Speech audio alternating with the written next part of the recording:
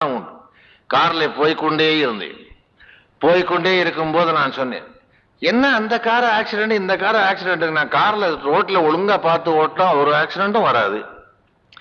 இதுவரையில என் கார்ல ஒரு குருவி கூட அடிபட்டதில்லைன்னு சொல்லி வாய மூடல ஒரு பையன் சைக்கிள்ல வந்து விழுந்தான். உள்ள பட்டார்னு அடிச்சு. இறைவன் என்ன கருதுகிறான் என்றால், அப்படியா உனக்கு இதுவரை கார்ல யாரும் அடிபடவில்லையா, அவ்வளவு திமிரா உனக்கு, இப்ப காட்டுகிறேன் பாரு. கவலை இல்லாத மனிதன் என்று ஒரு நான் படம் எடுத்தேன். அதுல வந்த கவலை 15 வருஷம் தீரவில்லை எனக்கு.